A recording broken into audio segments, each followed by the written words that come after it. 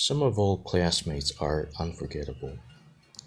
One of them is Kayo, who were in the same class in my elementary school and junior high school days. I remember her seated near my desk when we entered elementary school.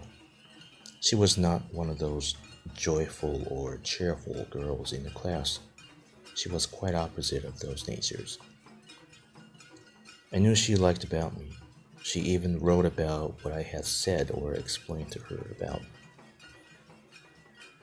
And she was good at writing, so teacher would read aloud what she wrote about in the class.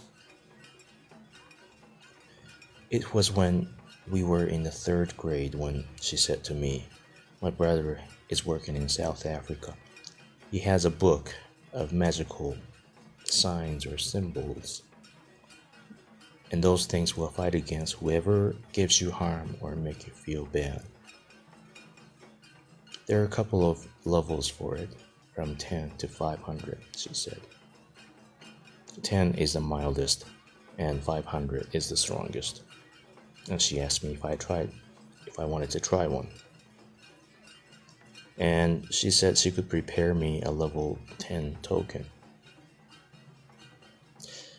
Because I thought it was sounding interesting, I asked her to show me one. And she showed me one small piece of paper the next day, and she said, "This little tiny thing goes to your targeted person's belonging, and it'll work to take effect." I did as she told me to. I put it in the designated boy's bag. And the next day came, and the boy of interest was absent from school. The teacher said he had cold. I thought it was a coincidence. Some time passed, and this boy was not very nice to me. I asked Kayo if she had another one, a level 20 or higher. She said, "Okay, I can't bring you a very strong one, but I can get you a level 50 tomorrow." And she gave me a level 50 thing the next day. I then put it into the boy's bag, like post in the mail. Nothing happened the next day.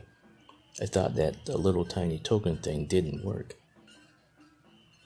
But then a week or so later, the boy broke his bone on his foot. I thought it was an interesting coincidence. The boy was tall and tough, and I was more of an introvert type.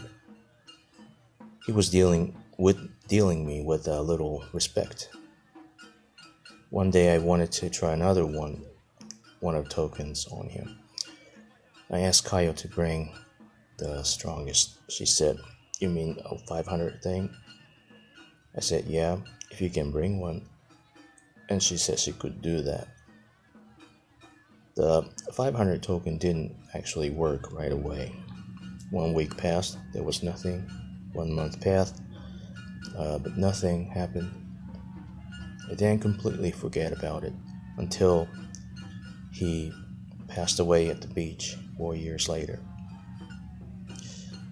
I want to believe it was a coincidence, a mere coincidence. The news of his death was a very shocking thing to me, even if more than 35 years passed since that time. I never ever accessed a beach for another 3 decades.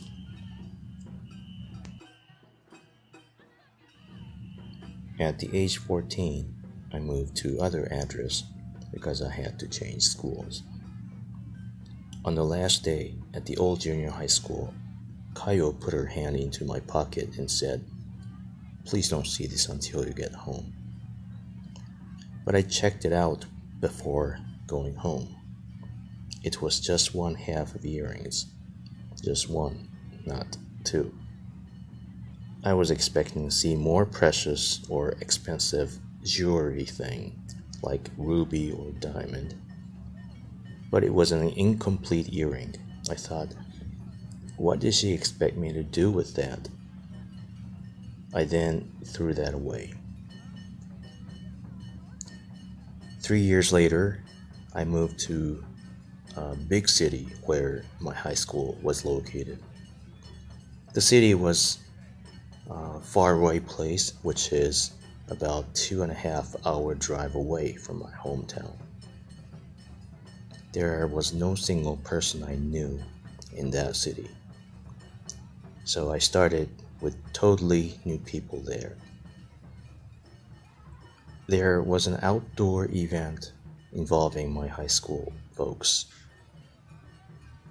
which happened in a rural area. We stayed there a couple of days. During the nighttime, we chatted away in one bedroom. We talked about so many things, including my story of the tokens. After finished my talk, one of the boys spoke up saying, "You must be talking about this such and such, right?" And he was smiling. How could he know the boy's full name, the first name and last name? And he just said he knew. And I was wondering if he was a relative to the boy. He said no. He said he just knew. And he kept smiling. Honestly, I was freaked out.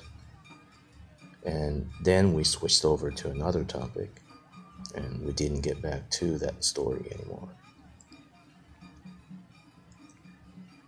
I wonder if a handmade token, a little tiny drawing kind of thing on a little paper, does have a power or call for coincidence or other thing such as the mind, especially a subconscious mind that works to take some effect. In my college days, there was a 26-year-old woman who I often spoke with by chance. She was a secretary, a professor. This is very much going against the way I would behave, but I asked her for a date. She said she had a boyfriend recently. But we continued chatting very often, almost like every day. I was curious how intimate she was with the new boyfriend. They were as intimate as what people would imagine how mid-20s or late 20s would behave privately. Quite disturbing to a naive, introvert boy of early 20s. Now I suddenly came up with the token from Kyle. This time, I needed to make one for myself.